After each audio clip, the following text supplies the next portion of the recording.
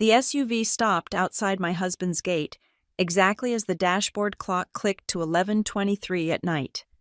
My driver's voice cracked through the silence, asking if she was pregnant. Confused, I touched my flat stomach and told him I wasn't. He gripped the steering wheel tight, staring ahead, and whispered that he didn't mean me. He meant her. Then he slid a thick envelope across the seat and told me this was how I made them pay. My name is Stella Nelson. I am 29 years old, and as the heavy door of the Cadillac SUV thuds shut, sealing me inside the vacuum-sealed silence of a six-figure vehicle, I feel about 100.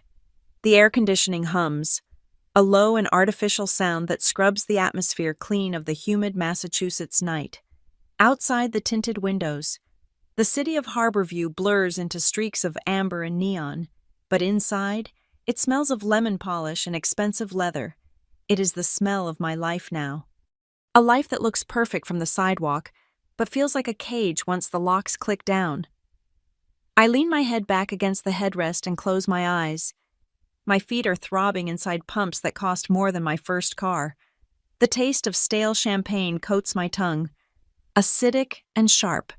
I have spent the last 4 hours standing next to my husband, Gavin Cole, smiling until the muscles in my cheeks burned, nodding at donors, and playing the role of the doting wife of the Cole Harbor Development heir.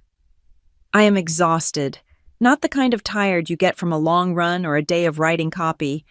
This is a bone-deep fatigue, the kind that comes from holding your breath for 2 years straight. The partition is down. Usually, Miguel Torres, our driver, keeps it up. He is 42. A former military man with a spine like a steel rod and eyes that usually stare straight ahead, ignoring the world in the back seat. Miguel is a fixture of the car, like the steering wheel or the dashboard. He never speaks unless spoken to. That is the rule. In the Cole family, the help is furniture. But tonight, the car slows down just as the digital clock on the dashboard flips to 11:23 at night. We are idling outside the wrought iron gates of Seacliff Manor, my husband's ancestral home. The engine purrs, vibrating against the soles of my feet. Then, Miguel speaks. His voice is rough, like gravel grinding together. It startles me so much I nearly drop my clutch. "She is pregnant," he asks. It is not a statement, it is a question, but it is loaded with a terrifying weight. I frown, opening my eyes. The street lamp outside casts a slice of yellow light across his face in the rearview mirror. He looks pale, sweaty. "Excuse me?" I ask, my voice sounding thin in the quiet cabin. "Is she pregnant?" he repeats, louder this time, his grip on the steering wheel tightening until his knuckles turn white. My hand instinctively flies to my stomach. It is flat beneath the silk of my gala dress. Hollow, empty. I know exactly what is happening inside my body, because I track it with the obsession of a woman who has been trying to conceive for over 12 months. I know my temperature, I know my cycle days, and I know, with a heartbreaking certainty, that there is no baby. There is never a baby. "I am not pregnant, Miguel," I say, a flash of irritation mixing with the old, familiar grief. "If that is what you are asking, I am not." Miguel does not relax. If anything, he looks like he is about to be sick. He shakes his head, a jerky, violent motion. "Not you, Mrs. Cole," he says. "Her." The air in the car suddenly feels very thin. "Who?" I demand. "The woman he took to the clinic this afternoon." Miguel says. He is not looking at me. He is staring out the windshield at the massive iron gates that are slowly swinging open. The woman he drove to the North Bay Reproductive Center. I freeze. The name of the clinic hangs in the air. North Bay. I know the names of every fertility clinic in Boston and the surrounding area.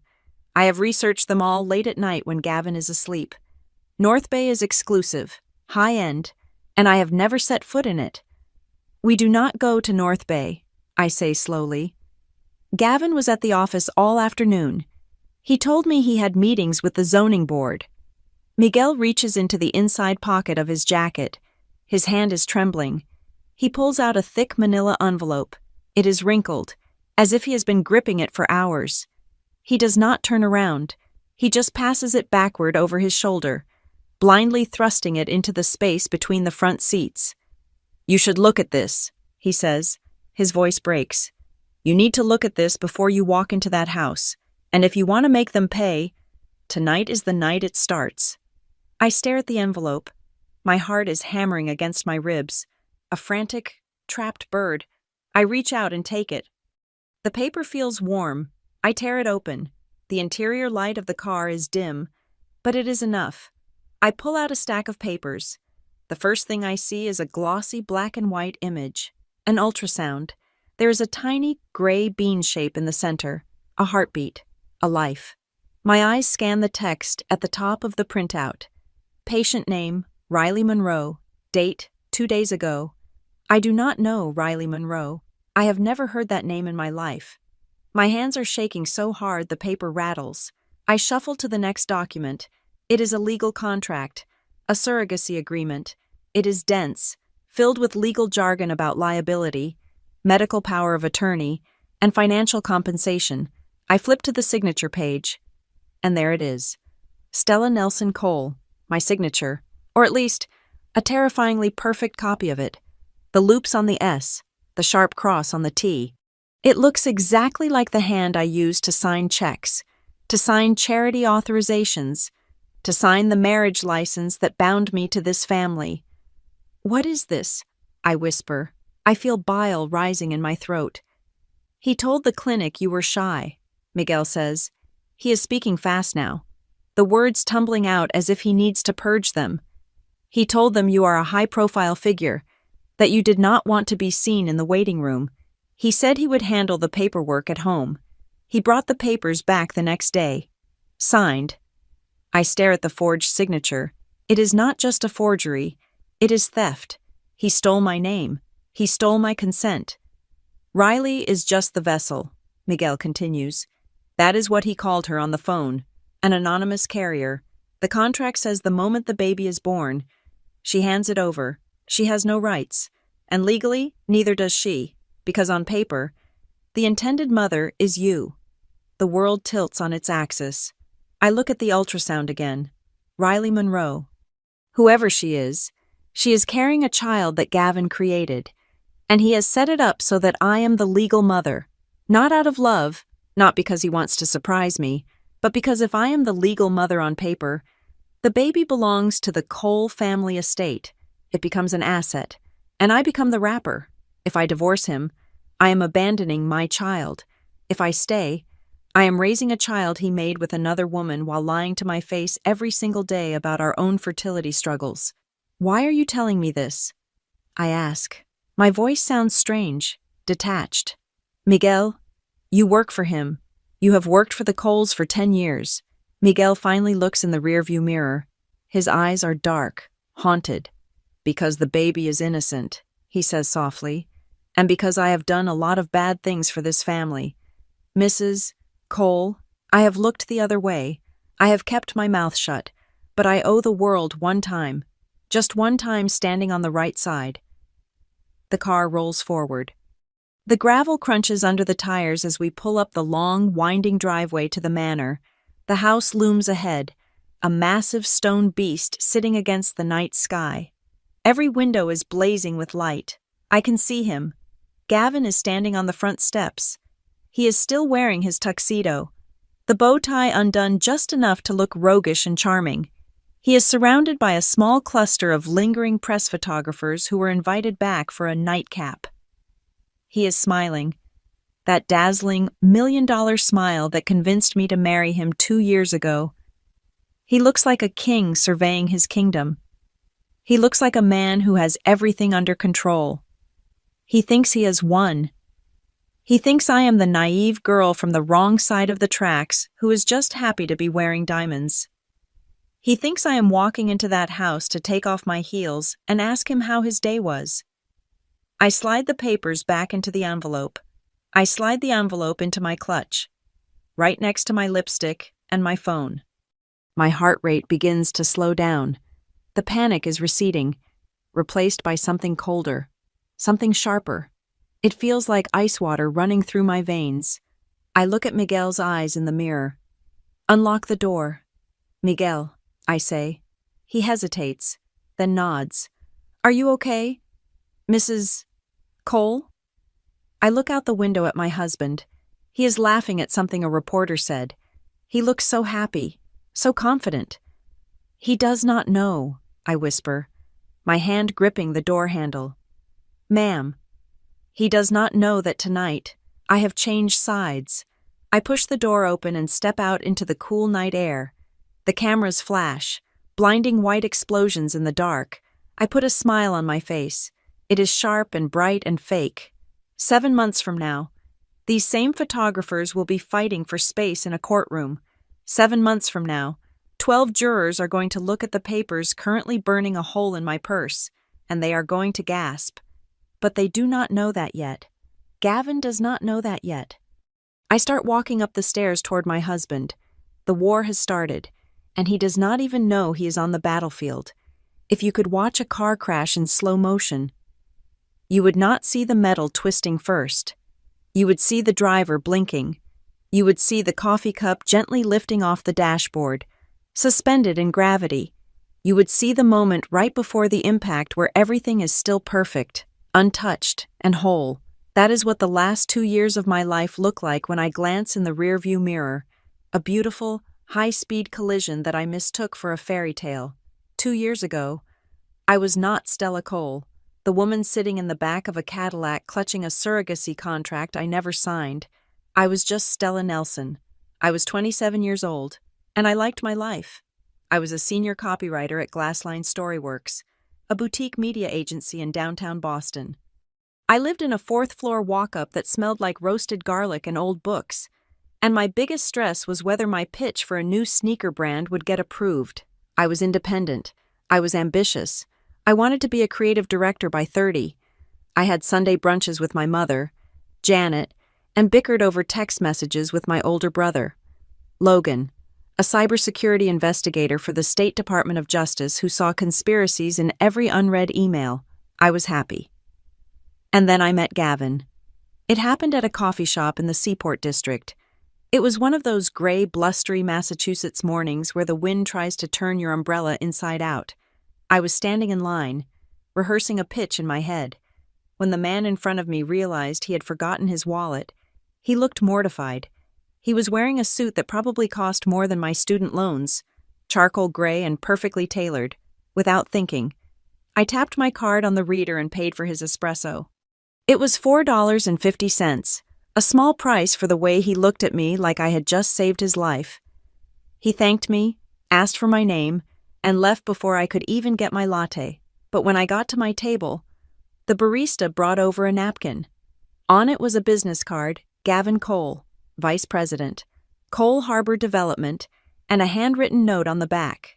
It read, "For the woman who just rewrote my whole morning." Underneath the card was $500 in cash. I should have been alarmed. Who carries that much cash? Who tips a stranger $500 for a coffee? But I was not alarmed. I was charmed. I was swept away. The next 6 months were a blur of aggressive romance. We call it love bombing now. In the cold light of therapy and legal counsel. But back then, it felt like a movie. There were flowers delivered to Glassline every Monday. Massive arrangements of white lilies that made my cubicle look like a funeral parlor or a wedding altar. There were weekend trips to New Orleans, where we ate beignets covered in powdered sugar, and flights to San Diego just to watch the sunset over the Pacific, because Gavin said the light in Boston was too harsh for my eyes. He told me stories about his childhood. He painted a picture of a lonely little boy trapped in a golden tower. He told me about Seacliff Manor, about the cold hallways and the silence. He told me how his father, Richard, was a tyrant of industry who only cared about stock prices, and how his mother, Evelyn, was more of a socialite statue than a parent. He made me feel like his savior. He made me feel like I was the only color in his black and white world. "You are real, Stella," he would say, holding my hand across a candlelit table. "None of the people I know are real. They are just reflections in a mirror. You are flesh and blood. My brother, Logan, was the only one who did not buy it. We had a family dinner about 4 months in. Just me, my mom, Logan, and Gavin. It was at a local Italian place, loud and chaotic, the kind of place Gavin had probably never set foot in. Gavin was perfect. He charmed my mom within 5 minutes, complimenting her earrings and listening intently to her stories about her garden. But Logan sat there, cutting his steak with surgical precision, watching Gavin with the cold, analytical eyes of a man who hunts hackers for a living. Later, while Gavin was in the restroom, Logan leaned in. "Something is off," Logan said, his voice low. "Stop it," I hissed, kicking him under the table. "He is wonderful. You are just paranoid because of your job." "He is too smooth, Stella," Logan insisted. "I checked the public records on Cole Harbor Development. Their finances are a mess. Shell companies inside shell companies. It looks like a kaleidoscope. Just promise me one thing. Do not sign anything he gives you without reading it 3 times, and then let me read it a 4th time." I rolled my eyes. "He is in real estate. Logan, all developers have complex finances. Stop trying to investigate my boyfriend." When Gavin came back, he effortlessly deflected Logan's probing questions about the business. He laughed, a self-deprecating sound. "Oh, do not ask me about the numbers. Logan, that is Richard's domain. My father clutches the ledger like it is the Holy Grail. I just try to build buildings that do not fall down." We all laughed. Even Logan smiled, though it did not reach his eyes. I thought Logan was wrong. I thought I had found the one man who was different from his toxic family. The wedding took place in late autumn at a historic stone church in Harborview. It was supposed to be small, but small for the Coles meant 200 guests. The seating arrangement was the first red flag I consciously ignored. On the left side of the aisle sat my family and friends, a colorful, rowdy mix of ad agency creatives, teachers, and neighbors, wearing bright dresses and polyester suits. On the right side sat the Cole faction. It looked like a shareholder meeting. Men in dark gray suits, women in pearls and rigid postures. They did not smile. They did not cry. They just watched, calculating the merger value of the union. Then came Evelyn. My mother-in-law arrived 20 minutes late, stopping the organist mid-prelude. She walked down the aisle not like a guest, but like a rival queen. She was wearing a floor-length gown. It was technically champagne, but in the dim church light, it looked white, identical to the shade of my bridal dress. A collective gasp went through my side of the aisle. She breezed past me at the altar, pausing just long enough to lean in and kiss the air next to my cheek. Her perfume smelled of expensive tuberose and ice. "This family needs an heir. Stella," she whispered, her voice like a razor blade wrapped in silk. "Not a copywriter. Do not forget your primary function." She pulled back and smiled for the photographer, leaving me shivering. I tried to shake it off. I looked for a friendly face and saw Lauren, Gavin's younger sister. She was in the front row, holding her phone up, live streaming the ceremony to her 1.5 million followers. She did not wave. She was talking to her screen. Later, I would find out she had captioned the video, "The Prince and the Budget Cinderella," and spent the ceremony making fun of my friends' off-the-rack outfits in the comments section. But the final blow came right before the priest began. We were in the vestibule. The music was swelling. My heart was pounding with nerves and joy. Gavin turned to me, looking devastatingly handsome in his tuxedo. He pulled a thick document out of his jacket pocket. "I am so sorry, babe," he said, looking genuinely pained. "My dad, he is being a monster. He refuses to let the ceremony start until this is signed. It is just standard stuff.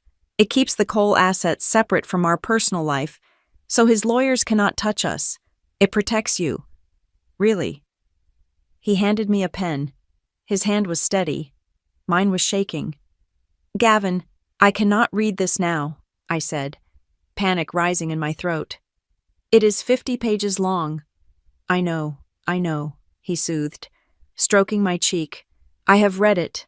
It is fine. Harold Kent drafted it. You trust me. Do you not?" Do this for me so we can get my father off our backs and just be us. I looked at the heavy oak doors. I heard the choir singing. I thought about Logan's warning, read it 3 times. But then I looked at Gavin's blue eyes, filled with love and frustration at his controlling father. I wanted to be his teammate. I wanted to save him from them. So I signed. I scribbled my name on the dotted line, binding myself to a document I had never read, handing over my rights, my future, and my autonomy to a corporation masquerading as a family. I signed because I believed in fairy tales. I signed because I did not know that the man holding the pen was not the prince. He was the dragon. I took his arm, and we walked into the light to applause that sounded like thunder. Before I take you to the moment the first cracks appeared, the moment the fairy tale began to rot from the inside out, I need you to do something for me. Go to the comments section right now. Tell me which country you are listening from. I want to know how far this story is traveling. And if you are new here, hit that follow button, because what I am about to tell you is not just a story about a bad marriage, it is a blueprint. This is how you take a system designed to crush you and turn it into a weapon. This is a story about revenge, but not the kind with guns or poison. This is the kind that happens in a courtroom, where the ink on a page is deadlier than a knife. Are you ready? Let's go to Seacliff Manor. Seacliff Manor does not look like a home. It looks like a fortress built to withstand a siege from the Atlantic Ocean. We moved in 3 weeks after the wedding. The drive takes exactly 40 minutes from the city center of Harborview, winding along a coastal highway that gets narrower and steeper the further north you go. My old apartment in Boston was full of noise sirens, garbage trucks, neighbors arguing in the hallway. It was messy, but it was alive. Seacliff is silent. The only sound is the relentless, rhythmic pounding of the waves against the rocks 200 feet below the terrace. It is not a soothing sound. It sounds like the earth is being chewed away, bite by bite. On my first day as a resident, my mother-in-law, Evelyn, met me in the foyer. The floor was black marble, polished to such a high shine that I could see up my own skirt if I looked down. She did not offer me a hug or a tour. She handed me a binder. It was a 1-inch thick leather binder embossed with the Cole family crest, a lighthouse intersecting with a ship's wheel. "Welcome home, Stella," she said, her voice dry. "This is the Cole family guide. Please read it by dinner. It covers the essentials." I thought she was joking. I laughed. She did not laugh back. I took the binder to my room and opened it. It read like an employee handbook for a high-security government facility. There were schedules for meals. Breakfast is at 7:30 sharp. Dinner is at 1900 hours. There were dress codes: no denim outside of the private quarters, no bright neon colors, heels required for dinner service. There was a list of approved vendors, and, more chillingly, a list of restricted associates. This list included certain journalists, 2 local politicians who opposed Richard's zoning expansions, and oddly, anyone affiliated with my old agency, Glassline Storyworks. "It is just for appearances," Gavin told me that night, unbuttoning his shirt. "My mother likes order. Just humor her. Stella. It makes life easier for everyone." He made humoring her sound like a small compromise. But the compromises kept coming, one after another, like waves. First, it was my job. Gavin sat me down on the velvet chaise in our suite and held my hands. He told me that a copywriter's salary was negligible compared to the tax bracket we were now in. He said it looked off for a Cole wife to be grinding out slogans for sneaker brands.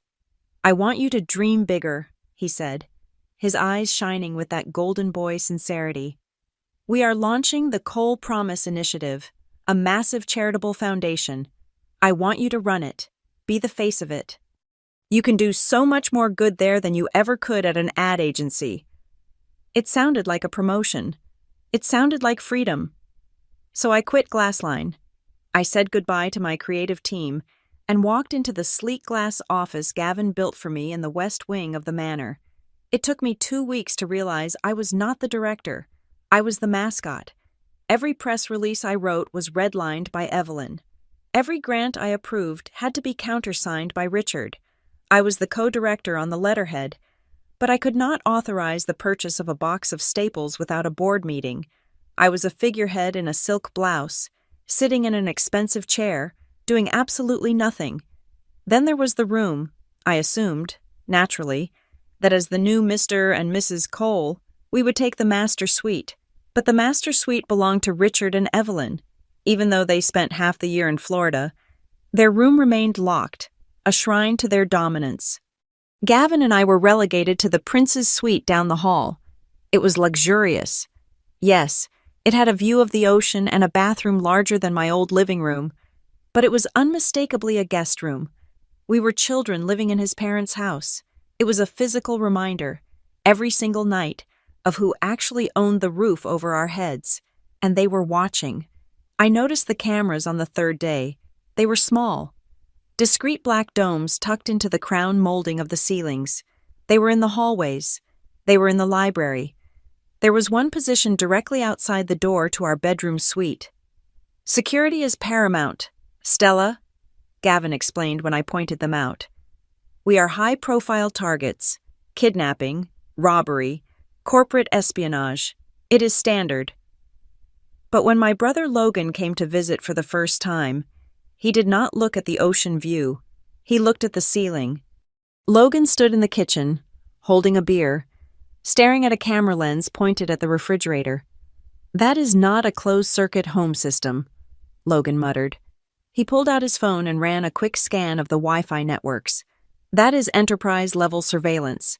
The data isn't going to a local hard drive in the basement. It is streaming directly to the Cole Harbor Development corporate servers." "So?" I asked, slicing a lime. "So," Logan said, his voice tight. "It means the security team at your husband's office can watch you make coffee in your pajamas. It means you are not living in a house. You are living in a workspace." I brought it up to Gavin. He laughed it off, calling Logan paranoid again, but I stopped walking around the house in my robe. I started dressing in the bathroom, behind a locked door with no windows. The house was filled with staff, but they were not the warm, chatty housekeepers of Downton Abbey. They were silent shadows in gray uniforms. And then there was Miguel Torres, the driver. He was a fixture of the manor, usually standing by the polished black SUVs in the circular driveway. He never spoke more than 3 words at a time. "Good morning, ma'am?" "Yes, ma'am." "No, ma'am." But his eyes were different. The other staff looked through me. Miguel looked at me. One evening, during a cocktail hour before dinner, I was nervous. Evelyn had just criticized my hair. My hand shook, and I dropped a crystal flute of champagne on the terrace. It shattered, sending shards of glass and liquid everywhere. Evelyn sighed, a sound of pure exhaustion, as if my clumsiness was a personal assault on her. I dropped to my knees to clean it up. "Leave it," Evelyn snapped. "We have staff for that." I looked up and saw Miguel standing by the door. He wasn't looking at the broken glass. He was looking at my face, which was burning with humiliation. For a split second, I saw something in his expression. No pity. Recognition. He knew what it felt like to be small in this house. Then the mask slammed back down, and he turned away. Dinner was the worst part of the day.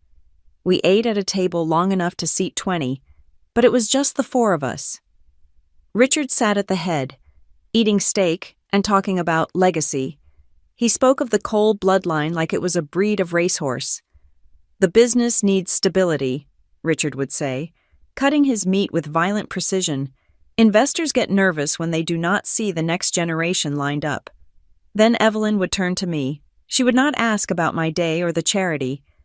"How is your cycle this month, Stella?" she would ask, taking a sip of red wine. "Are you late yet?" The first time she asked, I choked on my water. "Excuse me?" "We need to be practical," she said, her voice devoid of warmth. "Time is money, dear. If natural methods are failing, we need to intervene. Which obstetrician are you seeing? Is it Dr.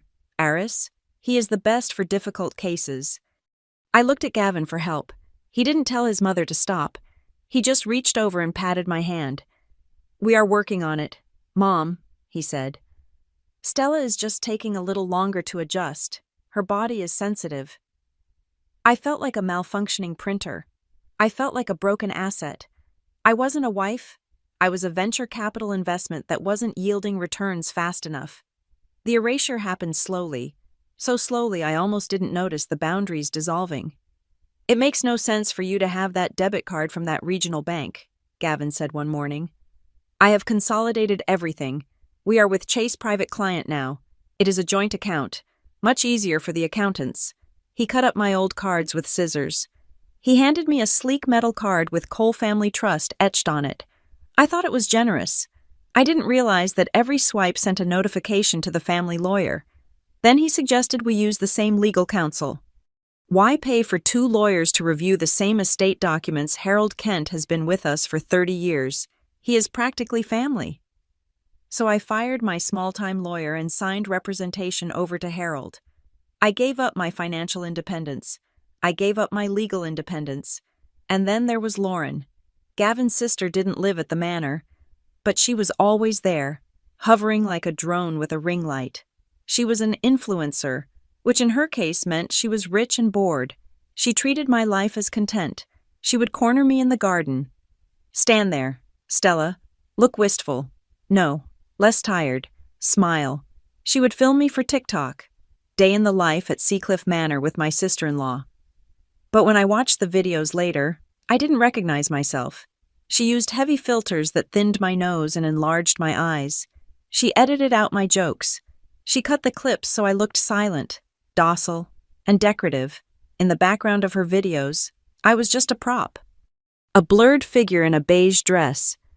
"You look so much better with the Paris filter," Lauren told me once, showing me a clip where my face looked like a plastic doll. "It fixes all your textures." I was disappearing. 6 months in. I was standing in the library, looking at the rows of books bound in leather that no one ever read. I realized that there was nothing in this 19-room mansion that was mine. The clothes in the closet were bought with the Cole card. The car I drove belonged to the company. My job was a sham. My body was a topic of board meeting conversation. I walked to the antique desk in the corner of the room. I opened the drawer. Inside, taped to the underside of the wood where the maids wouldn't dust, was a small slip of paper. I had written it on the day Logan pointed out the cameras. It was the only secret I had left. I ran my finger over the ink. It read, "If I ever disappear, do not believe what they say. Start looking here." I didn't know what here meant yet, but I knew that if I didn't leave a trail, the ocean outside would eventually swallow me whole, and the Coles would simply hire a new girl to take my place at the dinner table. Little did I know. They were already interviewing for the position. They just weren't looking for a wife this time. They were looking for a womb. For the first 12 months of my marriage, my body ceased to be my own. It became a public construction site where work had stalled, and everyone from the project manager to the passers-by felt entitled to comment on the lack of progress. The question hung in the air of Seacliff Manor like humidity before a storm. When it was not always spoken aloud, sometimes it was just a glance. Evelyn would look at my waistline when I came down for breakfast, her eyes scanning for a thickening that was not there. Richard would pause during his monologues about the family legacy, letting the silence stretch just long enough for me to feel the emptiness of the room. Even the staff seemed to be in on it. The chef stopped serving me soft cheeses and sushi. My dinner plate became a mountain of leafy greens, avocados, and salmon, a menu designed by a nutritionist I had never met to maximize fertility. I was not eating dinner. I was fueling a failing machine. The shame was a physical weight. I carried it around the house, dragging it up the marble stairs. Every month, there was a ritual. I would lock the bathroom door, the one without the camera, and unwrap a plastic stick with shaking hands. I would sit there for 3 minutes, staring at the timer on my phone, bargaining with a god I had not prayed to in years. Just let there be 2 lines. I will be a good mother. I will put up with Evelyn. I will ignore the coldness. Just give me this. And every month, there was only 1 line. Stark. Uncompromising, white. I could not even throw the tests away in my own home. I was terrified that a maid would find them in the trash and report back to Evelyn. "The subject has failed again. so I wrapped them in layers of toilet paper and shoved them deep into my purse. I carried my failures around with me until I had a charity event or a business trip, and then I would dispose of them in the trash can of a hotel bathroom, miles away from the prying eyes of the manor. The medical side of it was a fog of confusion. Evelyn had insisted I see Dr. Eris, a specialist on the other side of Harborview who treated women of caliber.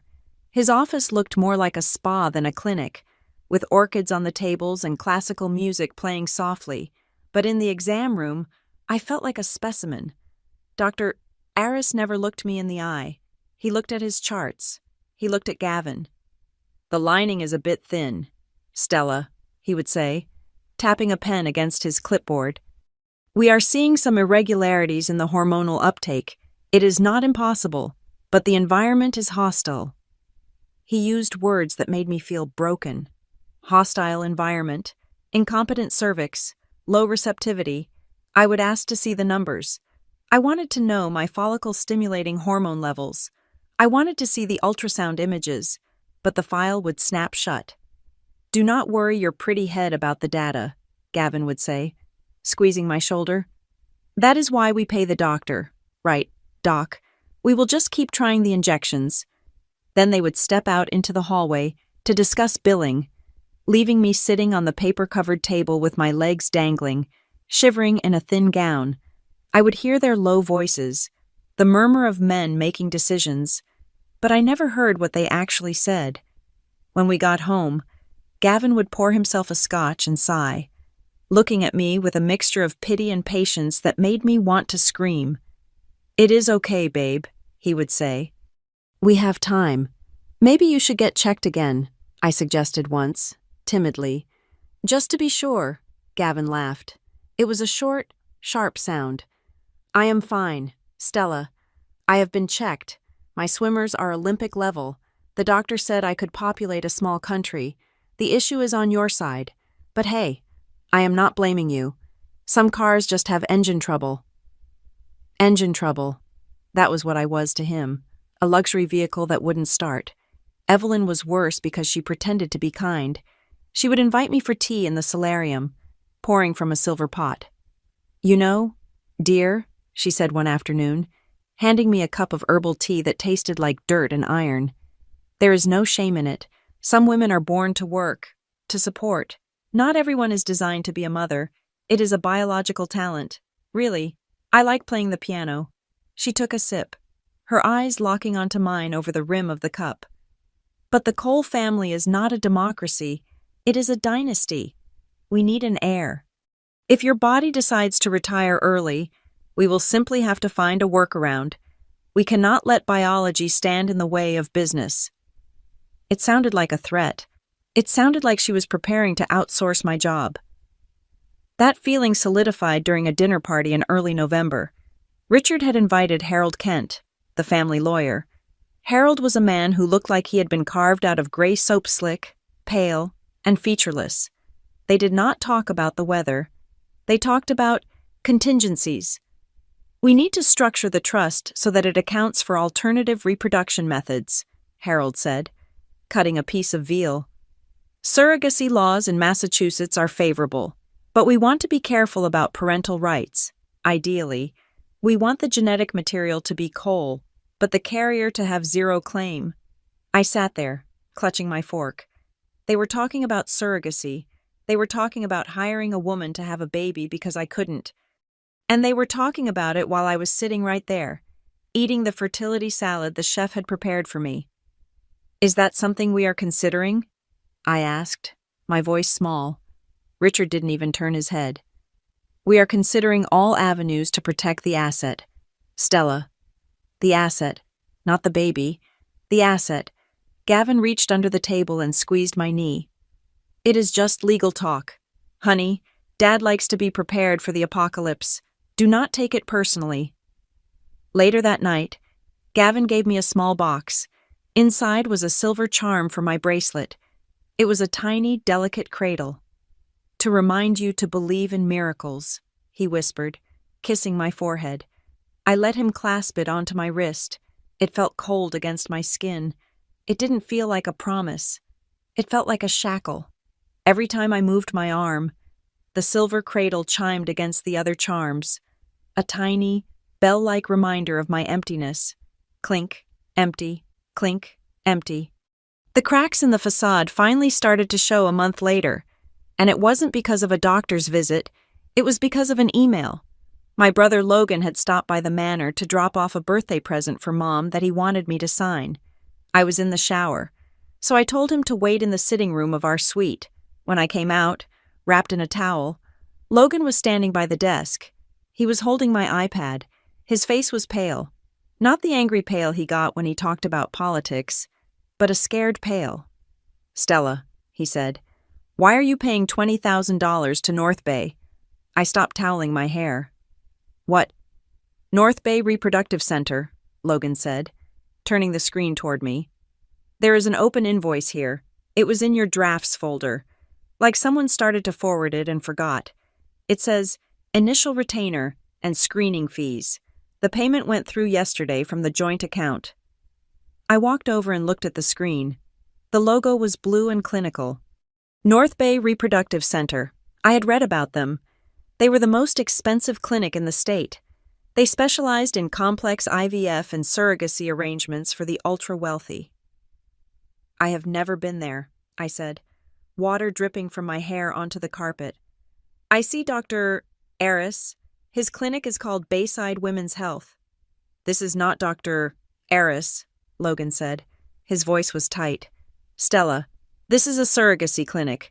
Why is your name on the billing address?" I stared at the screen. "Mrs. Stella Cole." "I do not know," I whispered. A cold knot formed in my stomach. Maybe Gavin is looking into it. Maybe he wants to surprise me with a consultation. The door to the suite opened. Gavin walked in, wearing his tennis whites, looking flushed and healthy. He stopped when he saw us. He saw Logan holding the iPad. He saw the confusion on my face. In 1 second, the charm dropped. "What are you doing?" Gavin snapped. He crossed the room in 3 long strides and snatched the iPad from Logan's hands. "I saw an email," Logan said, standing his ground. "About North Bay. Stella says she has never been there." Gavin looked at me. His eyes were hard, flat stones. "You were snooping." "No," I stammered. "It was open. Gavin, what is that charge? Why are we paying a clinic I have never visited?" Gavin let out a sharp exhale. He tapped the screen, closing the tab, and then I saw him do something else. He went into the settings. He changed the passcode. "It is a corporate investment," he said, his voice smooth again, but with an edge of steel. "Cole Harbor is looking into acquiring a stake in a healthcare consortium. North Bay is one of the targets. I used our joint account for the initial deposit because the business capital was tied up in an escrow transfer until Monday. I was going to reimburse it next week." He looked at Logan. "It is confidential. Logan, highly sensitive M&A activity.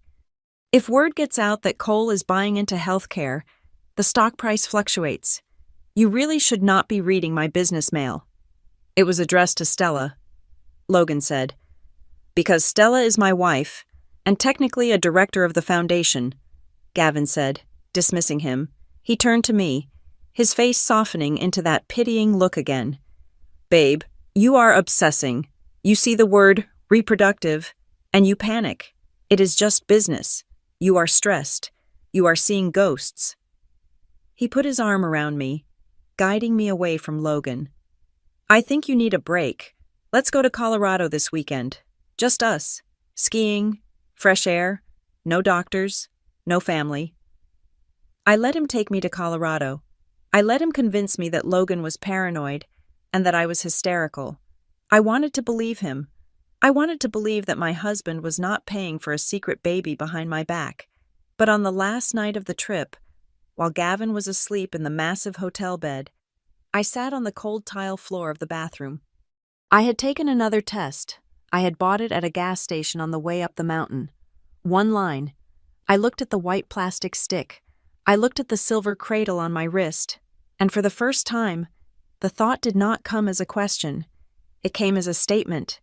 Maybe the problem is not my body. I thought about the thin lining, I thought about the Olympic swimmers. I thought about the invoice for $20,000 to a clinic I had never entered. Maybe I'm not getting pregnant because he is making sure I don't. I dropped the test into the trash can and buried it under a pile of tissues.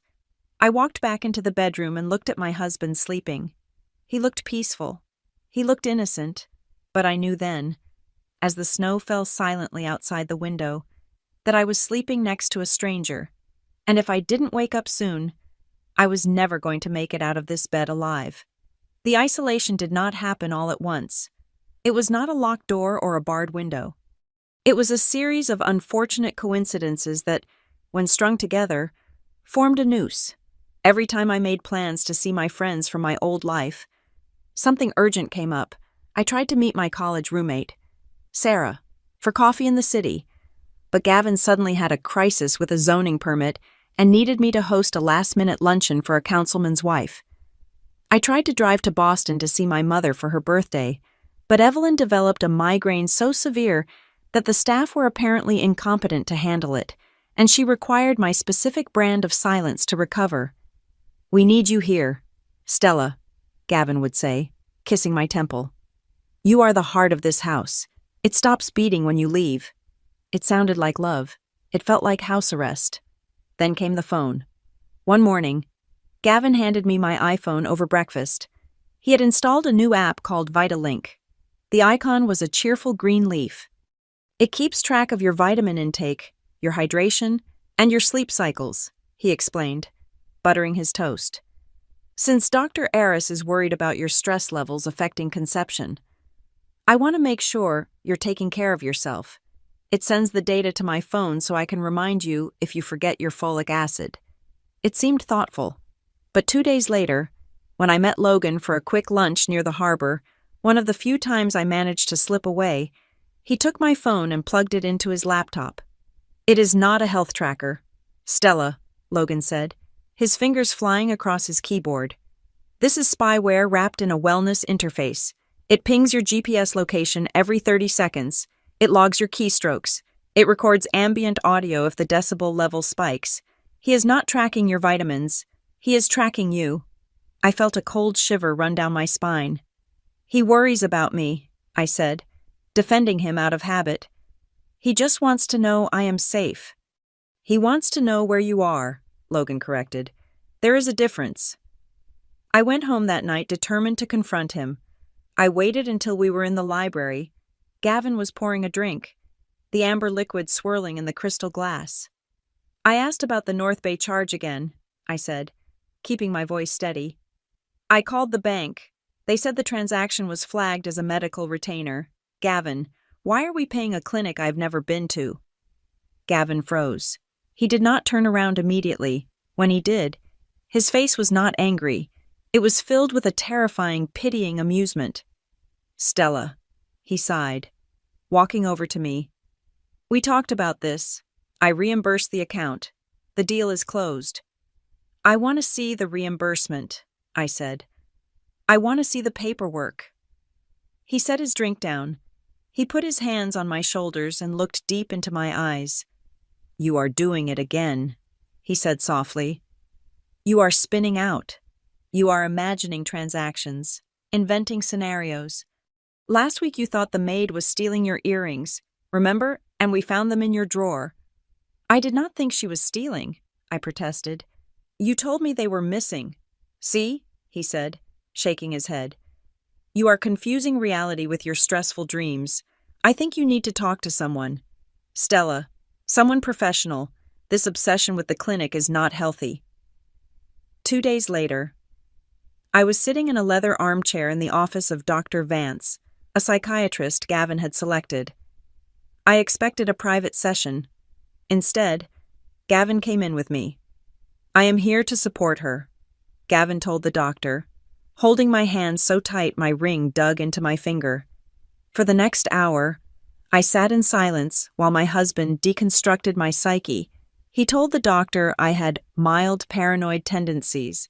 He said I was checking his private journals, which I had never done. He said I was tracking his car, which was actually what he was doing to me. He took every controlling behavior he exhibited and projected it onto me. She is just so desperate for a baby, Gavin said, his voice breaking with emotion. I think the infertility is causing a break in her reality testing. She sees threats where there are none. Dr. Vance nodded, scribbling on his notepad. I see. Mrs. Cole, do you feel that people are hiding things from you? Because they are, I snapped. He is lying about the money. Dr. Vance looked at Gavin. They shared a look that said, there she goes again. I think a mild mood stabilizer might help with the anxiety, Dr. Vance said. He wrote a prescription. He handed it to Gavin.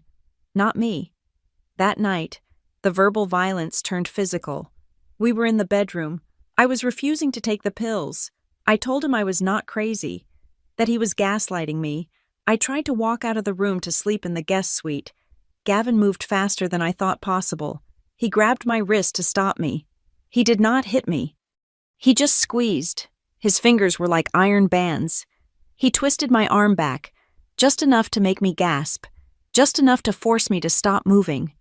You are not leaving this room, he hissed, his face inches from mine. You are my wife. You stay where I tell you to stay. Stop making a scene. He held me there for 10 seconds, long enough for the blood to pool under the skin. Then he let go, smoothed his jacket, and walked into the bathroom as if nothing had happened. The next morning, there was a bruise, 5 purple fingerprints wrapping around my wrist like a bracelet of shadow. I came down to breakfast wearing long sleeves. Gavin was already at the table. There was a velvet box next to my plate. Open it, he said. He was smiling. He looked rested. I opened the box. Inside was a watch, a Cartier tank, gold and steel.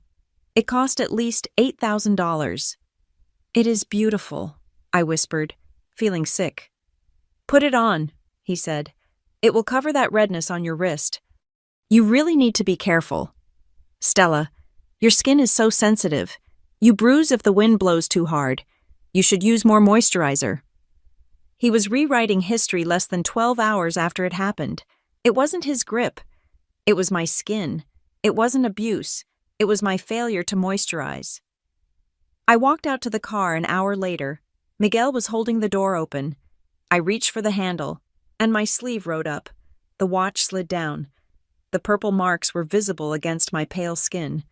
Miguel froze. His eyes dropped to my wrist, then snapped up to my face. For the first time in 2 years, the soldier mask slipped. Are you okay, Mrs. Cole? He asked. His voice was low, barely a whisper. I pulled my sleeve down. I am fine. Miguel, I just bumped into a door. A door, he repeated. He did not believe me. I could see it in the tightening of his jaw. Be careful, ma'am. The doors in this house can be heavy. He closed the car door, but the seed was planted. Miguel saw. He was a silent witness, but he was a witness. But inside the house, the walls were closing in. Evelyn began what she called media training. She would sit me down in the drawing room and drill me on potential interview questions. If they ask about children, she instructed, pacing in front of me, you do not look sad. You look hopeful. You say, we are trusting God's timing. You do not mention the treatments. You do not mention the struggle. A Cole woman does not struggle. She endures with grace. And if they ask why I look tired, I asked, feeling rebellious. You smile, Evelyn said, demonstrating a terrifying, teeth-baring grimace. You say you are exhausted from your charitable work. You act grateful. Stella, you were a nobody copywriter living in a rental. Now you are chatelaine of Seacliff Manor. Try to look like you won the lottery, not like you are attending a funeral. Then came Lauren. She cornered me in the garden one afternoon for her vlog. She was sweet, bubbly, asking me about my day. Then she started asking weird questions. So, Stella, do you ever just stare at baby clothes online? She asked, holding her phone camera close to my face. I guess, sometimes, I said, uncomfortable. And do you have names picked out? Like, do you talk to the future baby? I hope for a healthy baby, I said, when the video went up on TikTok that night. It was titled, My sister-in-law's struggle. It was edited with sad piano music. She had cut my answers to make me look manic. She zoomed in on my eyes when I talked about baby names. She added a caption. Praying for her mental health, the obsession is real. The comments were brutal. She looks unhinged. Rich people have problems. She needs therapy, not a baby. She has crazy eyes. Run, Gavin. I threw my phone across the room. They were building a narrative, brick by brick, post by post, prescription by prescription.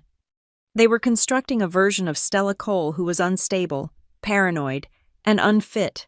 I needed Logan. I met him 2 days later at a diner halfway between Harborview and Boston. I wore sunglasses and a hoodie. I slid the heavy file folder across the table. It was a copy of the prenup I had signed on my wedding day, the one I had never read 3 times.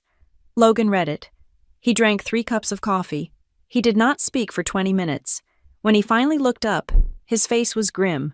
It is a trap, Stella, he said. I know it is bad, I said. I get nothing if we divorce, right? No, Logan said. It is worse than that. Look at Clause 14b, the incapacity clause. He pointed to a paragraph buried in the dense legalese.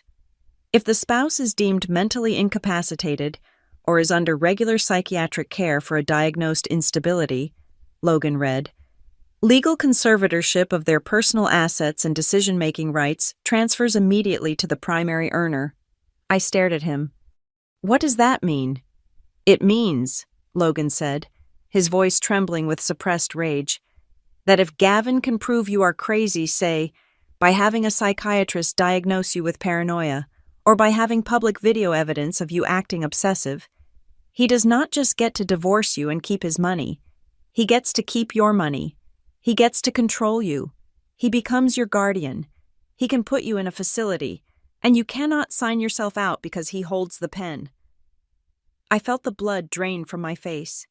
I thought about Dr. Vance. I thought about the pills Gavin tried to force-feed me. I thought about Lauren's TikTok. He does not want a baby with me, I whispered.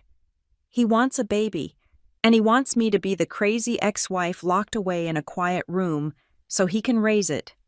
This is not just a bad marriage, Stella, Logan said, reaching across the table to grip my hand. This is economic and legal violence. He is building a case to erase you while you are still alive. I looked down at the expensive watch on my wrist, the one covering the bruise. He thinks I am weak, I said, my voice hardening. He thinks I am the girl who writes slogans for sneakers. He thinks I will just cry and fade away. What are you going to do? Logan asked. I looked at my brother. I am going to go back to that house. I am going to take my vitamins. I am going to smile for the cameras, and I'm going to wait for him to make a mistake. I did not know then that the mistake was already happening, growing in the womb of a woman named Riley Monroe. I did not know that the countdown had already begun. But as I drove back to Seacliff Manor, I stopped crying. Tears were useless. I needed evidence. Hope is a cruel thing. It is not a feather. It is a hook. It pulls you forward just enough to rip you open when you try to pull away. A week after the incident with the bruises, Gavin came home with news. He was flushed, excited, the charming man I had married returning from the dead. He told me he had pulled strings. He had called in favors. He had secured us an appointment with Dr. Aris's mentor, the head of fertility at North Bay Reproductive Center. This is it, Stella, he said, holding my face in his hands. The best in the country, no more small-town doctors. We are going to fix this. I wanted to be suspicious. I wanted to ask about the mysterious $20,000 charge again, but the hook caught me. I wanted a baby more than I wanted to be right. So I nodded. I let him kiss me. I let myself believe that maybe, just maybe, the secrets were just surprises waiting to be unwrapped. The appointment was set for Tuesday morning at 9 o'clock. At 8:15, Gavin's phone rang. He answered it in the foyer, his face twisting into a mask of corporate stress. He listened for 30 seconds, then hung up and cursed. It is the zoning board, he said, adjusting his tie with jerky, angry movements. They are threatening to shut down the waterfront project. I have to take this call on the secure line in the study. But the appointment, I said, panic rising. Go, he commanded, ushering me toward the door where Miguel was waiting with the engine running. Go with Miguel. Get checked in. I will be 20 minutes behind you. I will speed. I promise. Just do not lose our slot. I got into the car. Miguel did not look at me. He drove with a rigid intensity, his eyes darting to the rearview mirror every few seconds, not checking traffic, but checking me. We arrived at North Bay at 8:50. It was a glass tower that looked more like a tech headquarters than a medical facility. The lobby was vast, silent, and smelled of white tea and money. I walked up to the reception desk. The woman behind the marble counter looked like a model. Perfect skin and a headset that blinked with a soft blue light. Checking in for Stella Cole, I said, trying to project the confidence of a woman who belonged there. 9 o'clock with Dr. Sterling, the receptionist typed. She frowned. She typed again. Cole, she asked. Cole. Yes. I am sorry. Mrs. Cole, she said, her voice professionally apologetic. I do not have you on the schedule for today. Are you sure it was Dr. Sterling? My husband made the appointment, I said, feeling the familiar heat of embarrassment creeping up my neck. Gavin Cole. Maybe it is under his name. She checked. No Gavin Cole either. Perhaps it is under a maiden name. I pulled out my phone. I called Gavin. It went straight to voicemail. I texted him. They do not have us down. Where are you? Please take a seat, ma'am, the receptionist said, looking past me to the next patient. I will check with the scheduling coordinator. I sat in a low beige armchair in the corner of the waiting area. I felt small. I felt foolish. I was the infertile wife sitting in a fertility clinic that did not know she existed. And then I saw her. At the time, she was just a girl. She could not have been more than 23. She had brown hair pulled back in a messy bun, wearing a loose gray sweatshirt and leggings. She looked tired. She was walking from the entrance toward the elevators, clutching a thick medical folder to her chest like a shield. As she passed my chair, she stumbled slightly. Her hand went to her stomach, a protective, instinctive gesture. Under the oversized sweatshirt, there was a small, unmistakable curve, a bump. She looked up. Our eyes met. Her eyes were wide, startled, like a deer caught in headlights. For a split second, I felt a jolt of electricity, a strange, inexplicable recognition. Not that I knew her face, but that I knew her fear. She looked terrified. Then she looked away, ducked her head, and hurried toward the bank of elevators at the far end of the hall. My phone buzzed. It was not Gavin. It was Miguel. Mr. Cole just called. The doctor had an emergency surgery. Appointment canceled. Please come out to the car immediately. I stared at the phone. Canceled. The receptionist had just said there was no appointment to cancel. I stood up, confused, and walked back out to the sliding glass doors. Miguel was standing by the SUV, holding the back door open. He looked pale. He wasn't looking at me. He was looking over my shoulder, through the glass walls of the lobby, directly at the elevators where the girl in the gray sweatshirt had just disappeared. Get in, Mrs. Cole, Miguel said. His voice was tight, urgent. We need to leave. But Gavin said he was coming, I protested. If the doctor canceled, why didn't the receptionist know? He called me, Miguel said, practically shoving me into the back seat. He said to take you home, now. We drove away. Here is what I did not see. Here is the scene that was playing out while I was staring out the window of the Cadillac, wondering why the world felt slightly tilted. I only saw this months later, on a grainy black and white security tape that Logan decrypted from the North Bay server. But in my mind, it happens right now, overlapping with my own memory. Interior, North Bay Elevator C, timestamp 9:05 in the morning. The doors slide shut, cutting off the view of the lobby. Gavin is inside. He is not at home dealing with a zoning crisis. He is standing in the corner of the elevator car, wearing the same suit he kissed me goodbye in. He is checking his reflection in the metal doors, fixing his hair. The elevator stops on the third floor. The doors open. The girl in the gray sweatshirt Riley steps in. She stops when she sees him. She flinches. Gavin does not flinch. He smiles. It is not the smile he gives me. It is a proprietary smile, a smile of ownership. He reaches out and places a hand on the small of her back. She stiffens, but she does not pull away. "You are late," Gavin says. The audio is muddy, but audible. "Traffic," Riley mumbles, looking at her shoes. "Is she here?" "She is gone," Gavin says. He steps closer to her. He reaches out and touches the curve of her stomach through the sweatshirt. "Do not worry about her. Worry about the cargo. Dr. Sterling says your hormone numbers are perfect today. We are right on track." "I am tired." "Gavin," Riley whispers. "I am so tired."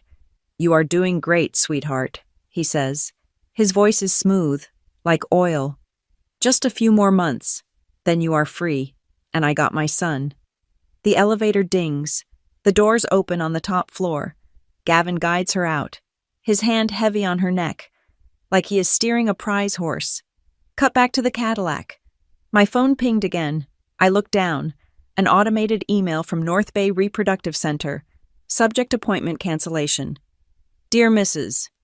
Cole, we apologize for the cancellation of your consultation today due to a scheduling conflict. We look forward to serving you in the future." I frowned. Miguel had said, "emergency surgery."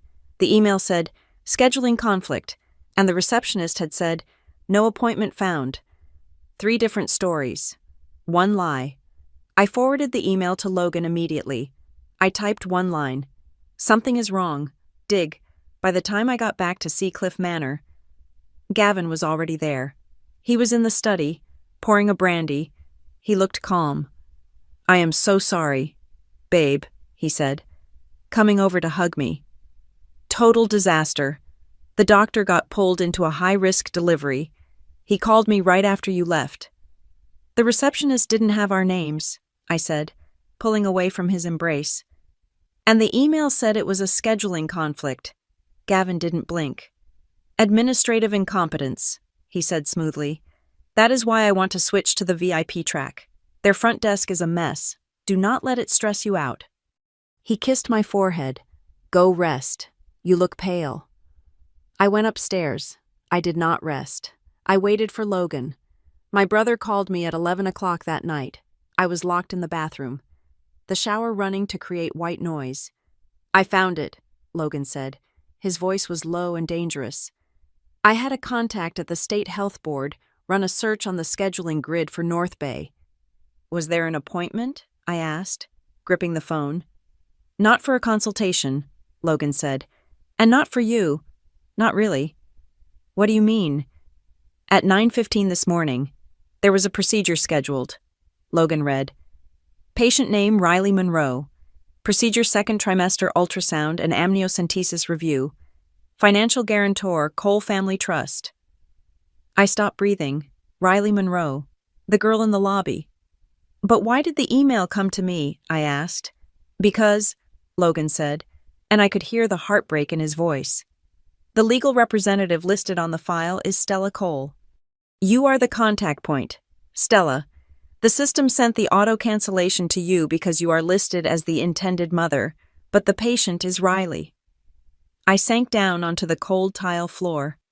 "He is having a baby," I whispered. "He is," Logan confirmed, "with a surrogate, and he is using your name to legitimize it." I walked out of the bathroom. Gavin was in bed, reading a business journal. He looked up and smiled. "Everything okay?" he asked. "You were there for a long time." I looked at him. I looked at the man I had shared a bed with for 2 years. I looked at the handsome face that had lied to me about zoning boards and emergencies and doctors. "Gavin," I said, testing the waters, "who is Riley?" He did not panic. He did not scream. He just lowered the magazine slowly. "Where did you hear that name?" he asked. "I saw an email." I lied. "A CCD invoice." He sighed. He took off his reading glasses and rubbed the bridge of his nose. "I didn't want to tell you," he said, his voice taking on that sickeningly sweet, patronizing tone. "I didn't want to upset you." "Who is she?" "She is an employee," Gavin said. "A junior analyst at the firm. She got into some trouble. Health trouble. She needed IVF, and she couldn't afford it. The insurance wouldn't cover it, so I helped her. I put it through the family trust so she wouldn't have to go into debt." He looked at me with wide, earnest eyes. "I used your name on the paperwork as a formality because the trust requires a female sponsor for gynecological grants. I was trying to do a good deed. Stella, I didn't tell you because I knew how much it hurts you to think about babies. It was a perfect lie. It was charitable. It was logical. It made him the hero and me the fragile, jealous wife." "You are paying for her IVF?" I asked. "Yes," he said. "Just helping a girl out. That is all. You know how I am. I can't say no to a sob story." I nodded. I climbed into bed. I turned off the lamp. "Okay," I said. "Good night." "Good night, babe," he said, patting my hip. "Stop worrying. You are safe." I lay there in the dark, staring at the ceiling where I knew the hidden camera was blinking. He was lying. I knew he was lying. Logan knew he was lying. I turned my head and looked at my reflection in the mirrored closet doors across the room, a ghost in the moonlight. If he had found someone else to carry his child, if he had a healthy, pregnant girl named Riley hidden away in his payroll, then why did he need me? The answer floated up from the darkness, cold and heavy. He needed a mother on paper. He needed a wife to present to the board. He needed a signature. I was not a person to Gavin Cole. I was a liability shield. I was a placeholder. And placeholders, once they have served their purpose, are usually erased. I closed my eyes, but I did not sleep. I started counting. Not sheep. I counted the days until I could get out. And I realized, with a terrifying clarity, that I couldn't just leave. If I left now, he would win. He would have the baby, the money, and the narrative. I had to stay. I had to play the role. I had to be the Stella he wanted me to be until I could become the Stella who would burn his house down. And we are back, right where we started. But everything has changed. The engine of the Cadillac died with a soft shudder. The silence inside the cabin was absolute, heavier than the humid night air pressing against the windows. Outside, the iron gates of Seacliff Manor loomed like the jaws of a trap. But inside, the real danger was sitting in the front seat. Miguel Torres turned around. The partition was down. His face, usually a mask of stoic indifference, was cracked open. He looked terrified. He looked like a man who had just pulled the pin on a grenade and was handing it to me. "She is pregnant," he repeated. The question hung in the air, vibrating. I looked down at the ultrasound in my lap, the grainy black and white image of a fetus. Riley Monroe. "You drove him," I whispered. It wasn't a question. It was a realization. "Every Tuesday," Miguel said. His voice was low, rushing out in a torrent of confessed sins. "For 4 months, he told me to park around the back of North Bay. He made me sign a non-disclosure agreement just for driving the car. He said it was business. He said you were fragile. That he was handling a surrogate quietly so you would not feel the pressure of another failure." "He lied," I said. "I know he lied," Miguel snapped, his eyes darting to the lit windows of the house. "I realized it 2 weeks ago. I was waiting in the garage while he was on a call with his father. The window was down. He was laughing. Mrs. Cole. He was not talking about protecting you. He was talking about you like you were a shell company." Miguel mimicked Gavin's voice, a chillingly accurate impression of my husband's arrogant drawl. "The paperwork is airtight, Dad. Stella is the mother on record. The girl is just the oven. Once the kid is out, the girl disappears. And Stella will. If Stella reacts poorly, we have the medical files to show she is unstable. We get the kid. We get her trust fund. It is a win-win." I felt the blood drain from my face, my hands clenched around the papers. "He wants me to snap," I said. the horror dawning on me cold and sharp.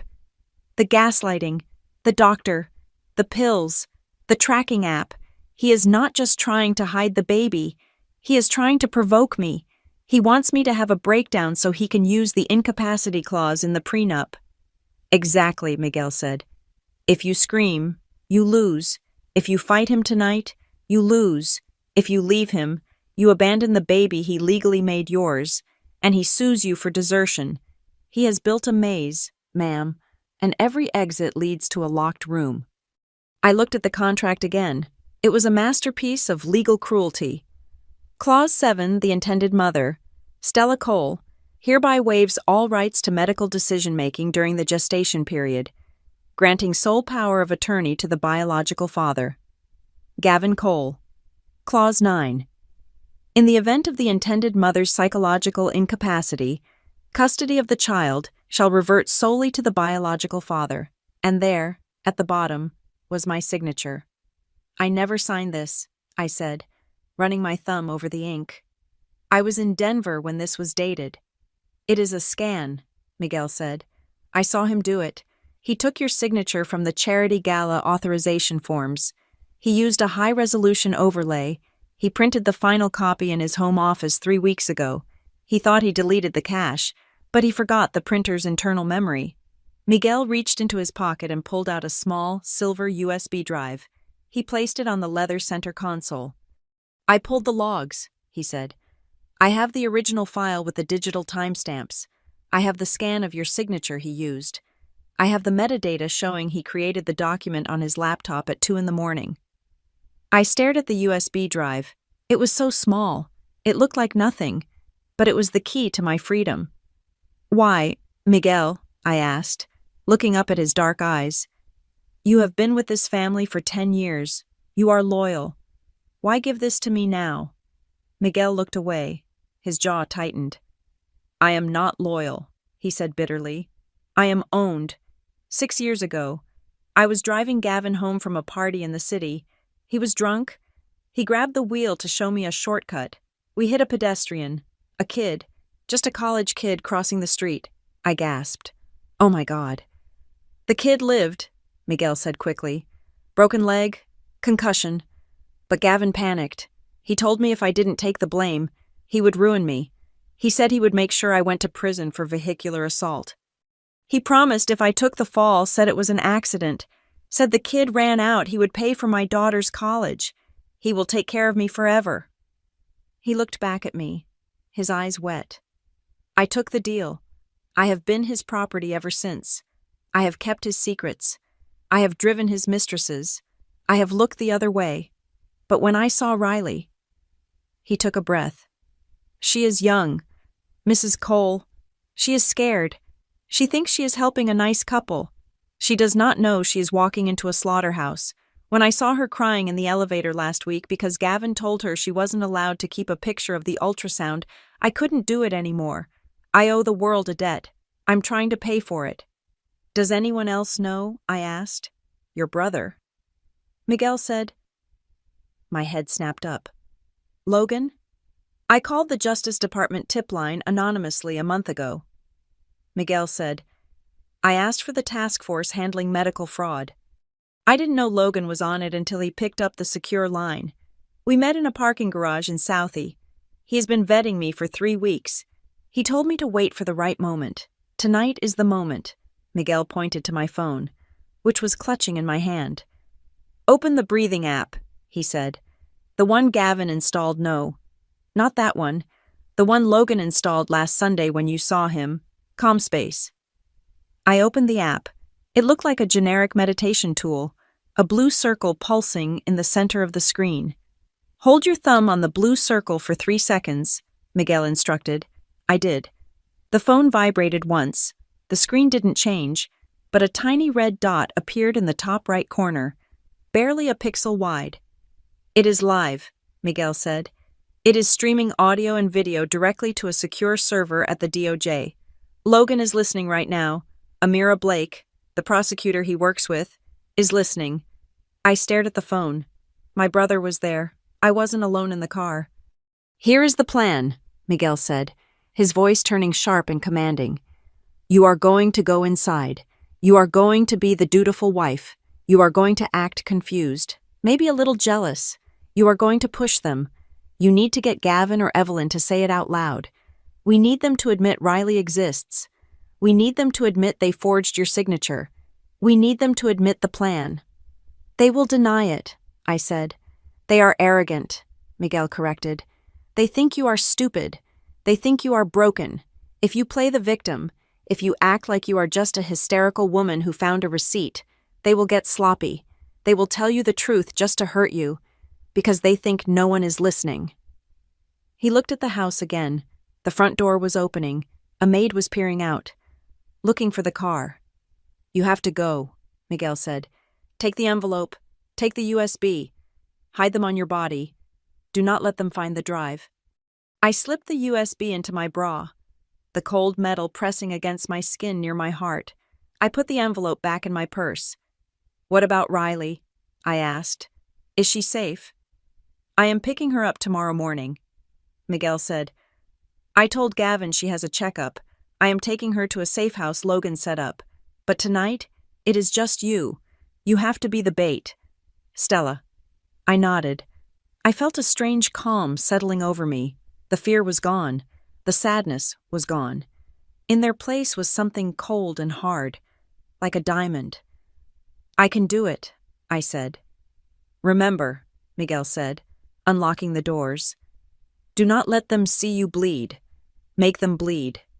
I opened the door. The night air hit me. I stepped out onto the driveway, my heels clicking on the stone. I looked up at the massive wooden doors of Seacliff Manor. It didn't look like a home anymore. It looked like a crime scene waiting to happen. I smoothed my silk dress. I checked my phone. The tiny red dot was blinking. I'm coming for you. Gavin.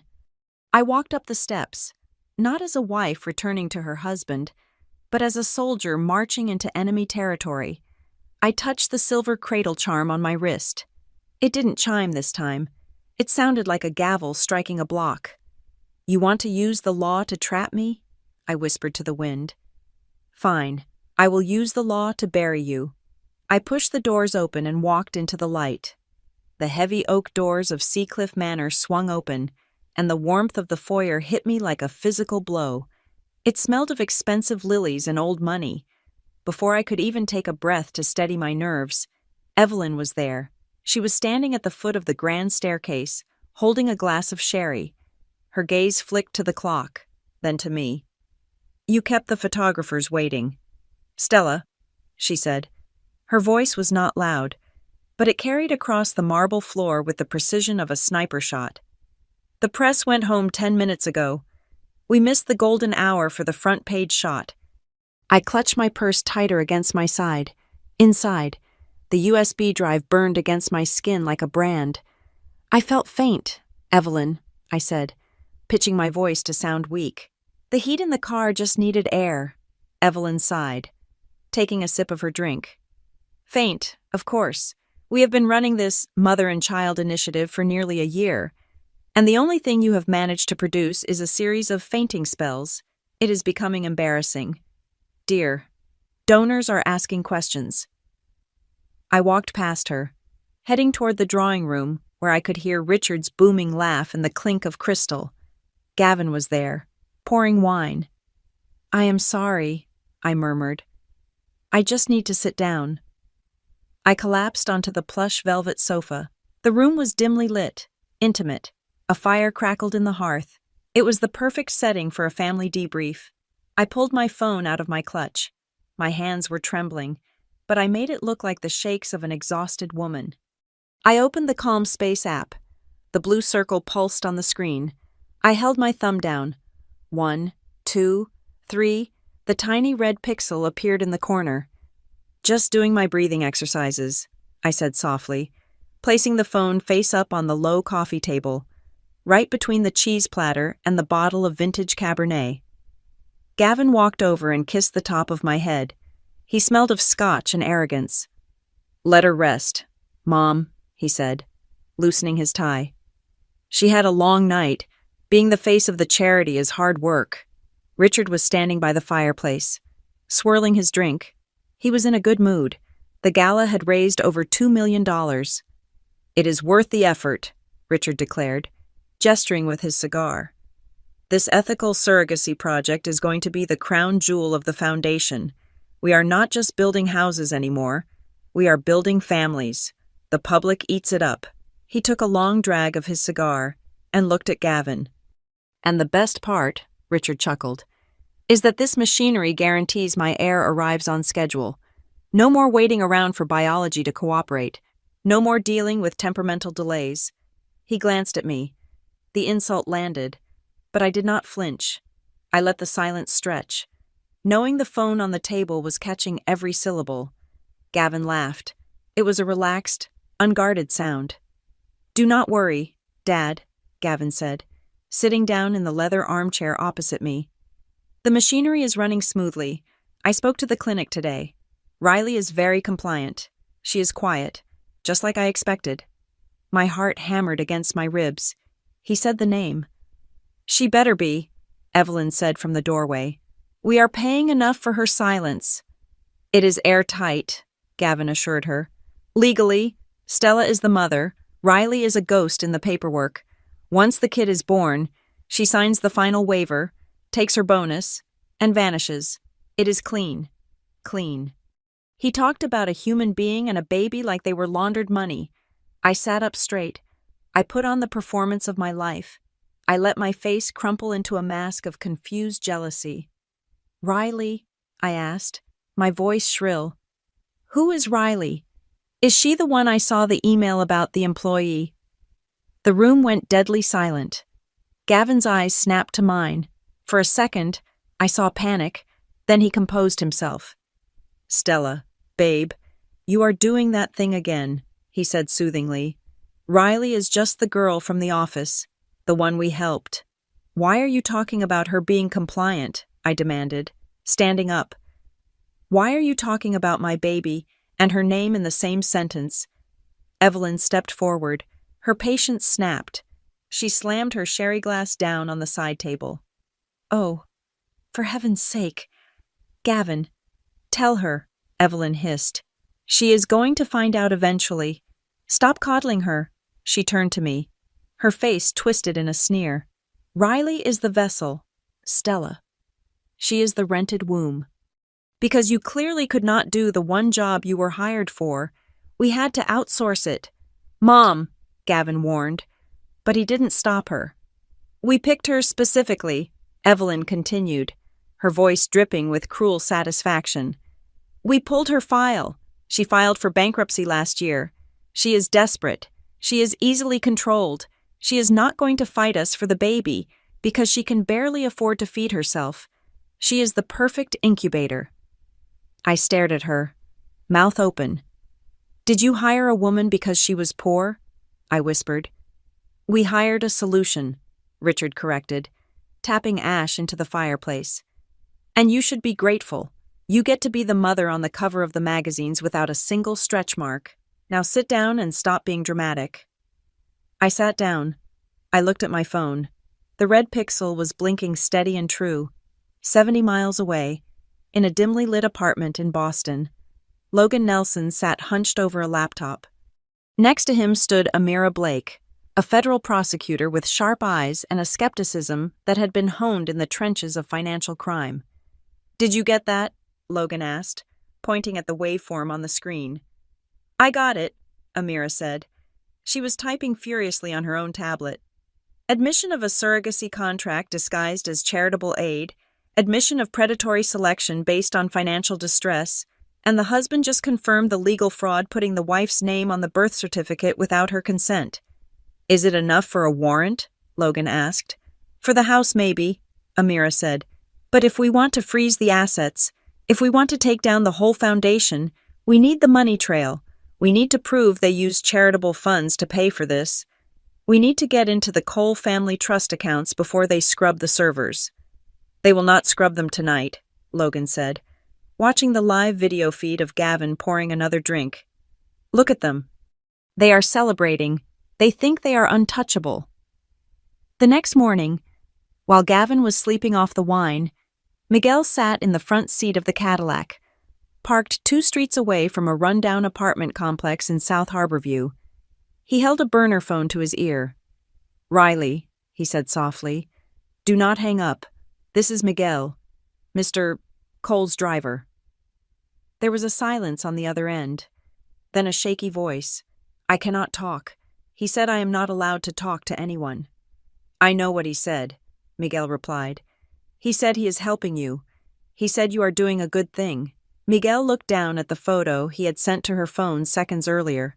It was a picture of the document Gavin had thrown in the trash, a draft of a legal motion to declare the surrogate unfit immediately after birth. "Look at the picture I sent you." "Riley," Miguel said. "I do not understand," Riley cried. "It says immediate transfer of custody due to the biological mother's history of instability. But I am not unstable. I passed the psych eval." "They are not talking about your mind, Riley," Miguel said. "They are talking about your wallet, and they are talking about the injury." "How do you know about the injury?" Riley whispered. "Because I drive them," Miguel said, "and because I know about the trial." This was the twist that not even I had seen coming until Miguel told me. Riley wasn't just random.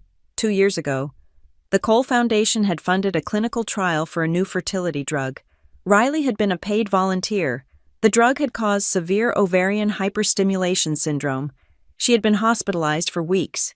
The medical bills from the complications had bankrupted her because the waivers she signed protected the trial from liability. "They broke you, Riley," Miguel said, his voice hard. "They put you in debt, and now they are using that debt to buy the only thing you have left. You are not patient with them. You are a recycling project." I could hear her sobbing on the other end of the line. It was the sound of a world shattering. "What do I do?" she wept. "I need the money. They said they would clear the debt." "We are going to get you the money," Miguel promised. "And we are going to clear the debt, but not his way. Today, you are going to go to the appointment, but you are going to wear a necklace that I'm going to give you. It has a microphone inside." The trap was set. For the next 3 weeks, I played the role of the defeated wife. I stopped asking questions. I took the vitamins Gavin gave me, though I spit them out in the bathroom. I let Evelyn lecture me on nursery colors. I let Gavin touch my shoulder and tell me how proud he was of my improvement. Logan and Amira built their case. They had Riley's recordings from the clinic, documenting the doctors discussing falsified dates. They had Miguel's testimony about the cash payments he delivered in envelopes. And they had my phone, always recording, always listening. But the final nail in the coffin came on a Tuesday night in late November. It was raining, a torrential downpour that battered the windows of the manor. Gavin came home late. He was drunk. Not happy drunk like the night of the gala. Mean drunk. He found me in the library. I was reading a book. I didn't look up. "You are so quiet lately," he slurred, leaning against the door frame. "I am just doing what you asked," I said calmly. "I am relaxing." He laughed. He walked over and grabbed my chin, forcing me to look at him. "You know," he said, his eyes unfocused and wet, "you are actually perfect this way. Quiet, obedient. It makes the next part so much easier." "What's next?" I asked. He let go of my face and wandered over to the window, staring out at the storm. "The part where you go away for a while," he said. "Dr. Vance found a great place in Arizona, very private, high walls. They specialize in women who lose touch with reality." I felt the cold terror grip my heart, but I reached for my phone on the side table. I tapped the blue circle. "Why would I go to Arizona, Gavin?" "Because we cannot have a crazy mother raising the heir," he said, talking to his reflection in the glass. "The boy is going to be perfect, pure Cole blood. He needs a father who is strong, and he needs a mother who is a tragedy, a beautiful, fragile tragedy that we visit on Sundays." He turned back to me. A flash of lightning illuminated his face. He looked like a monster. "It is for the family. Stella," he said. "Everything is for the family. Riley disappears. You go to the spa in the desert, and I got my son. It is the only way math works." He stumbled out of the room. leaving me alone in the dark. I looked down at the phone. The recording had been running for 4 minutes and 12 seconds. He had confessed to conspiracy to commit kidnapping.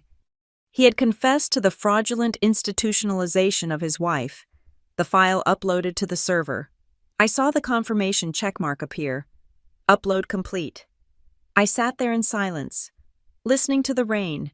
It didn't sound like a storm anymore. It sounded like applause. The first crack in the dam appeared on a Thursday morning in the form of a notification on Gavin's tablet. An investigative blog out of New York had published a piece titled, "The Stolen Wombs of the East Coast Elite." It did not name the Cole family explicitly, but it mentioned a prominent Massachusetts real estate dynasty and a charitable initiative masking predatory surrogacy practices. Gavin paced the length of the drawing room like a caged tiger. He was sweating. "Who talked?" he snarled, throwing the tablet onto the sofa. "Someone inside is leaking. This detail about the debt waivers, only 3 people knew about that structure. Me, my father, and the lawyers." He stopped and looked out the window to where Miguel was washing the SUV in the driveway. His eyes narrowed. "I do not like him," Gavin muttered. "He is too quiet lately. I checked the dashcam logs from last week. There are gaps. 5 minutes here, 10 minutes there." My heart hammered against my ribs. Miguel had warned me this would happen. The paranoia was setting in. "Miguel is loyal," I said, trying to sound dismissive. "He has been with you since the accident. Remember, he has more to lose than anyone." Gavin turned to me, his eyes cold and calculating. "Maybe, or maybe he found a better offer. I am not taking chances. We are going away. Stella, just you and me, Vermont. This weekend. We need to clear our heads away from the prying eyes." "Vermont?" I asked. "But the gala follow-up is on Monday." "Cancel it," he ordered. "We leave tomorrow morning, and Miguel stays here. I hired a private security transport. I want a driver who does not know my name or my business." I managed to text Logan from the bathroom 5 minutes later. "He knows something is up. Taking me to Vermont. New driver. Miguel is out." Logan's reply came back in 30 seconds. "Do not panic. We anticipated this. The private security firm he uses is contracted through a subsidiary we have been monitoring. Amira pulled a favor. The driver is ours. His name is Kincaid. Trust him. And check your purse strap." I checked my purse. Buried inside the leather tassel of the zipper was a tiny, hard lump, a GPS tracker. Logan was with me. The next morning, a black Suburban pulled up. The driver was a man I had never seen thick neck. Sunglasses, professional silence. Gavin introduced him as Mr. Kincaid. I looked at the man, searching for a sign, but he gave me nothing. He just opened the door. The drive north was suffocating. The further we got from Harborview, the more the landscape changed from coastal sprawl to dense, dark forests. The sky was a bruise of purple and gray, promising snow or freezing rain. Gavin did not turn on the radio. He sat watching the trees blur past, tapping his fingers on his knee. "I have been thinking about your future, Stella," he said after we crossed the state line. We were on a winding 2-lane highway now, climbing into the Green Mountains. The drop-off on my side was steep, guarded only by a flimsy metal rail. "My future?" I asked, keeping my voice steady. "Yes," Gavin said. "You seem fragile. Dr. Vance agrees. The stress of the city, the pressure of the foundation it is breaking you. I found a place in Arizona. It is a wellness retreat, very secluded, high walls, no phones, no internet, just you and your thoughts." I felt the cold creeping into my bones. "I do not want to go to Arizona, Gavin."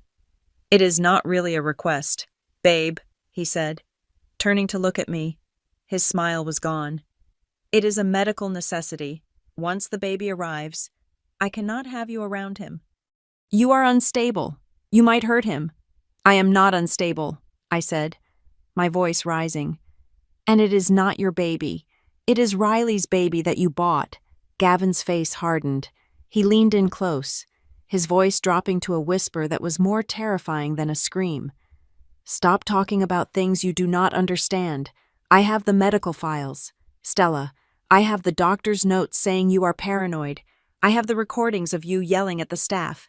I have everything I need to have you committed. You go to Arizona quietly, or you go in a straitjacket. Those are your options. The car was moving fast now. Too fast for the curves. You cannot just lock me away, I said, fighting the tears. I have rights. You have nothing, Gavin snapped. I own the house. I own the bank accounts. I own your name on that birth certificate. You are a ghost. Stella, you only exist because I allow it. He gestured toward the window, toward the steep drop into the ravine. Do you know how easy it would be? He asked softly. A patch of black ice, a deer running onto the road, a little nudge of the steering wheel. The car goes over. Maybe the passenger side takes the hit. Maybe the airbags fail. It happens all the time in these mountains. Tragic accident. The grieving widower raises his son alone. I looked at him. I looked at the man I had married. There was no love in his eyes, only calculation. He was not threatening me in the heat of passion. He was presenting me with a business plan. Liquidation of an asset. Are you threatening to kill me, Gavin? I asked loudly. I needed it on the tape. I am telling you the reality, he hissed. You are worth more to the brand dead than you are as a crazy ex-wife. So you choose, Arizona or the ravine. Suddenly, the car decelerated. It wasn't a gradual slowing. It was hard. Mechanical braking. The hazard lights clicked on, filling the cabin with a rhythmic amber flash. Click, clack, click, clack. What are you doing? Gavin barked at the driver. Why are we stopping? Keep driving. Mr. Kincaid did not accelerate. He brought the car to a crawl in the middle of the desolate road. He turned around. He was not wearing sunglasses anymore. I cannot do that. Mr. Cole, Kincaid said. His voice was calm, authoritative. What the hell are you talking about? Gavin shouted. I pay your salary. Drive the car. I am afraid that is not accurate, Kincaid said. You hired a security firm, but my badge comes from the State Police Special Investigations Unit, and I believe the lady asked you a question. Gavin froze. He looked at the driver, then at me. He saw the calmness in my eyes. He saw the way I was not cowering against the door anymore.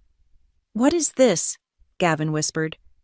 It is a recording, I said, lifting my purse to show the GPS tracker blinking on the strap.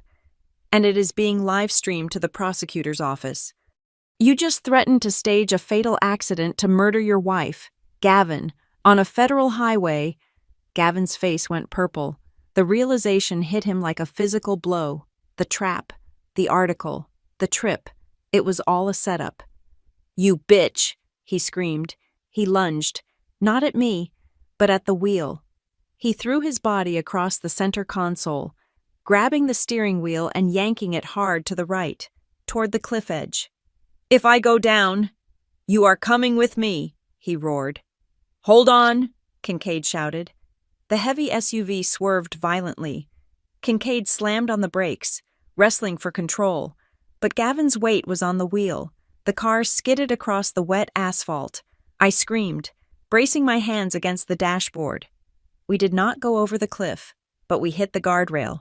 There was a sickening screech of metal on metal, a violent jolt that snapped my head back against the headrest. The front right corner of the SUV crumpled against the steel barrier. The car spun, the back end sliding out, leaving us hanging precariously over the gravel shoulder before coming to a shuddering halt. The airbags did not deploy. The impact angle was too oblique. Silence. For 3 seconds. There was only the sound of the engine ticking and the hissing of steam from the radiator. I touched my neck. It throbbed, sharp and hot, but I was alive. Gavin was slumped against the center console, breathing heavy, ragged breaths. He looked up. Blood was trickling from his nose where it had hit the gear shift. He looked at me. The rage was gone, replaced by a dawning, horrific comprehension of what he had just done. Blue lights exploded in the rearview mirror. They had been behind us the whole time. 2 unmarked cruisers screeched to a halt, blocking the road. Uniformed officers swarmed the car, guns drawn.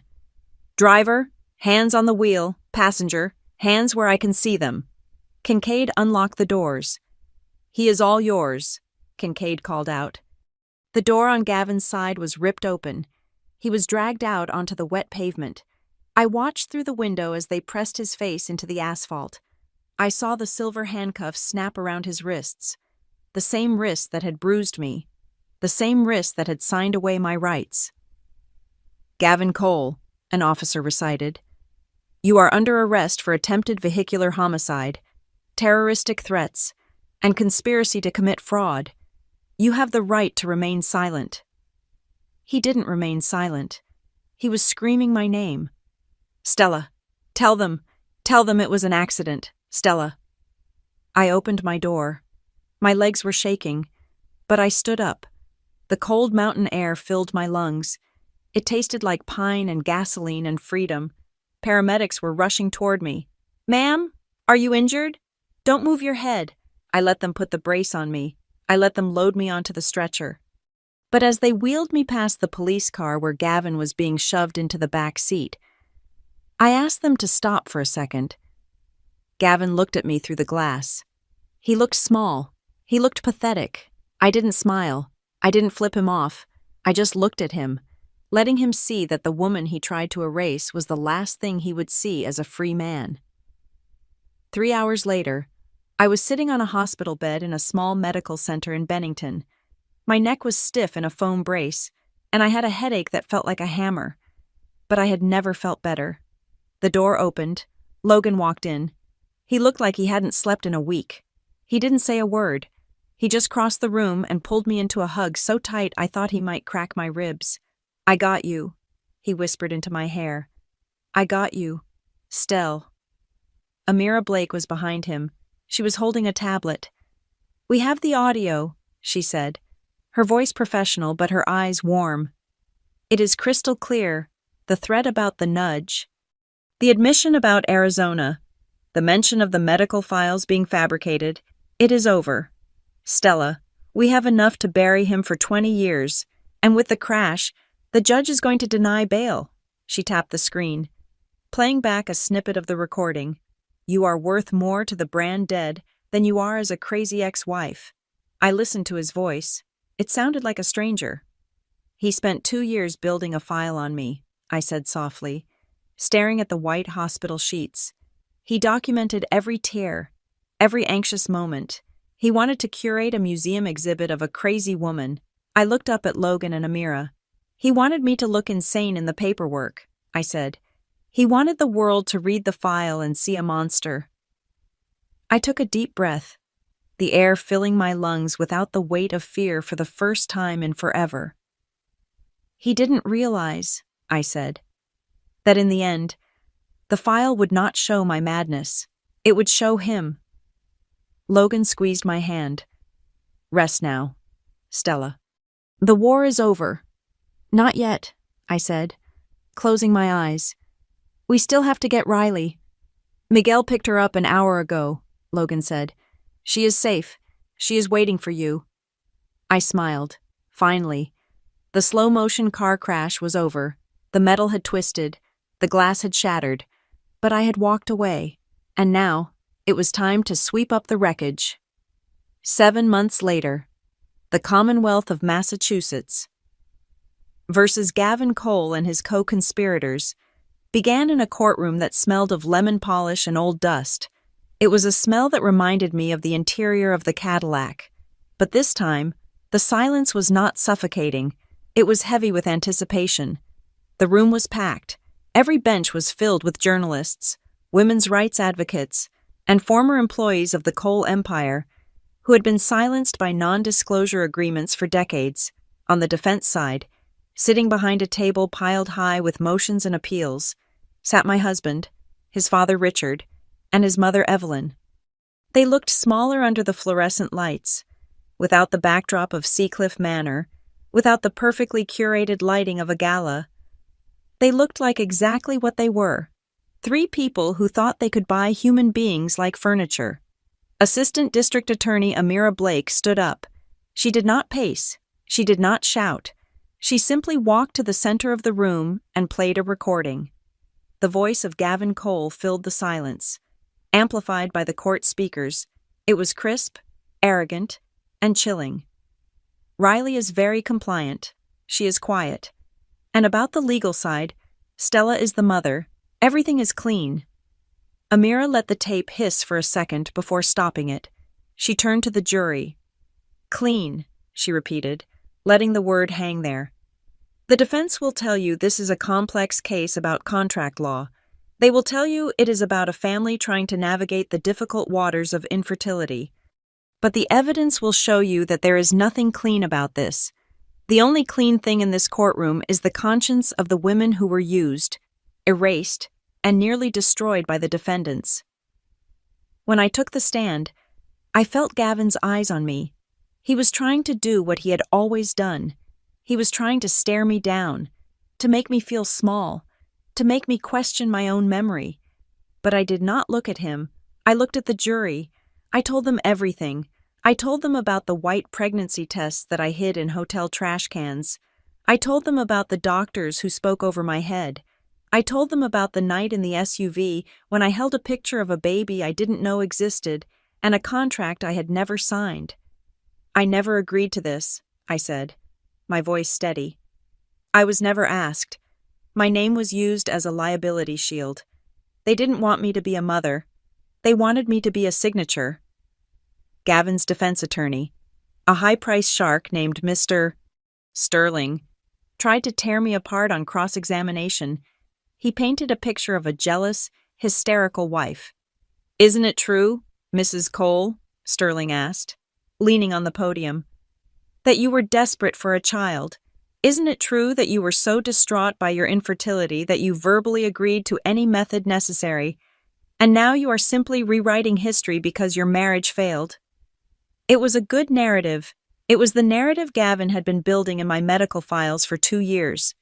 Amira stood up for the redirect. She projected an image onto the courtroom screen.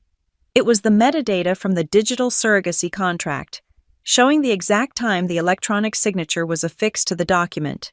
Timestamp, October 14th, 2:15 in the afternoon. Then, she projected a second image. It was a geotagged photo from my Instagram archive, corroborated by airline records. "Mrs. Cole," Amira asked, "where were you on October 14th at 2:15 in the afternoon?" "I was at the Denver International Airport." I said, "I was waiting for a connecting flight to a conference. I was 2,000 miles away from the computer where that document was signed." The jury scribbled in their notebooks. Sterling sat down. Then came Riley. When the bailiff opened the doors, a hush fell over the room. Riley Monroe walked in. She was heavy with pregnancy now, her stomach a prominent curve beneath a simple floral dress. She looked young, terrified, but determined. She did not look at Gavin. She kept her hand on her belly, a gesture of protection that broke my heart. She told the court about the debt. She told them how the Cole Foundation had offered to wipe out her medical bills from a previous clinical trial injury if she agreed to be a carrier. "They told me I was a hero," Riley said, her voice trembling. "They said I was helping a couple who couldn't conceive. But then they made me sign papers that said if I tried to keep the baby, or even asked to see a photo, I would be liable for the entire debt plus interest. I was scared. I didn't have any money. I thought I had no choice." Then came the twist that made the gallery gasp. Amira introduced a new piece of evidence, a recording taken just 2 weeks prior to the trial. In a private meeting room Amira had wired for sound. It was Riley's voice, and Evelyn Cole's voice. "Evelyn, listen to me. You stupid girl. We can make this go away. After the birth, you sign a document stating you are voluntarily surrendering all rights and that you lied about the coercion. We will give you $50,000. You can start over, or you can go to court and let us destroy you." Evelyn, sitting at the defense table, went pale. She gripped her pearl necklace as if she were trying to strangle herself. The jury looked at her with undisguised disgust. It was not just fraud anymore. It was witness tampering. It was predatory. Miguel took the stand next. He wore a suit I had never seen him wear. He looked like a man who had finally put down a heavy load. He admitted to everything. He admitted to driving Gavin's mistresses. He admitted to the hit-and-run cover-up years ago. He looked at the judge and said, "I know I'm going to jail, Your Honor. I deserve it. But I could not drive that car one more mile knowing what was in the back seat." Logan was the final nail in the coffin. My brother took the stand as an expert witness. He walked the jury through the complex web of shell companies and research grants that funneled money from the Coal Promise Initiative into the private accounts of the doctors at North Bay. He showed them the kickbacks. He showed them the emails. And then, the defense tried one last, desperate Hail Mary. Sterling argued that even if the paperwork was messy, the intent was clear. He argued that Gavin truly believed I was on board, that it was a miscommunication between spouses, not a crime. He was trying to protect his wife from stress. Sterling pleaded. He loved her. Amira smiled. It was a cold, sharp smile. "We have one last document," Amira said. "An email from Gavin Cole to his personal attorney, Harold Kent, dated 3 months ago." She read it aloud. "Subject, the wife problem. Harold, make sure the psych file is padded. If she has a problem with the arrangement, we just tell her she is imagining things. By the time she realizes what is happening, everything will already be on paper. She is weak. She will fold." Gavin put his head in his hands. The silence in the courtroom was absolute. It was the sound of a reputation dying. The jury deliberated for 4 hours. When they returned, they did not look at the defendants. Gavin Cole guilty, fraud, forgery, conspiracy to commit kidnapping, reckless endangerment. Evelyn and Richard Cole, guilty. Wire fraud, misappropriation of charitable funds, witness tampering. The judge was not lenient. He looked at the Cole family with cold fury. He sentenced Gavin to 12 years in federal prison. He sentenced Evelyn and Richard to 8 years each, with a lifetime ban on managing any charitable or financial organizations. He ordered the immediate freezing of the Cole family trust to pay restitution to the victims, including a massive settlement for Riley Monroe. It was over. The gavel banged. A sound like a gunshot that ended the war. I walked out of the courtroom and onto the wide stone steps of the courthouse. The sun was blinding. The press was a wall of noise and flashing bulbs. But I did not stop. I waited. Riley came out a moment later, flanked by Miguel and Logan. She saw me. She walked over, and without a word, we stood next to each other. The wife and the surrogate. The victims who refused to be victims. Miguel stood behind us, his head held high, ready to face his own separate hearing with the dignity of a man who had finally done the right thing. Logan stood beside me, his hand resting lightly on my shoulder. The protector who had hacked through the lies to find the truth. A reporter shouted from the crowd, thrusting a microphone forward. Stella, how do you feel? Your husband's driver asked if she was pregnant. You weren't. She was. How does it feel now?" I looked at Riley. I looked at the bump that held a baby boy who would grow up with a trust fund but without a monster for a father. I looked at the blue sky. I smiled. "I am happy," I said, my voice clear and strong. "I am happy that this child will be born into a world where his father has to answer for his actions. As for me, no, I am not pregnant with a child, but I am finally carrying something else. I am pregnant with my own freedom." I took Riley's hand, and together, we walked down the stairs, leaving the Cole dynasty behind us in the ruins of their own making. Thank you so much for listening to this story on Zoe Revenge Stories. I would love to know where you are tuning in from. So please drop your country or city in the comments below so we can see how far this story has traveled. If you enjoyed seeing justice served, please make sure to subscribe to the channel, like this video, and smash that hype button to help this story reach even more people who need to hear it.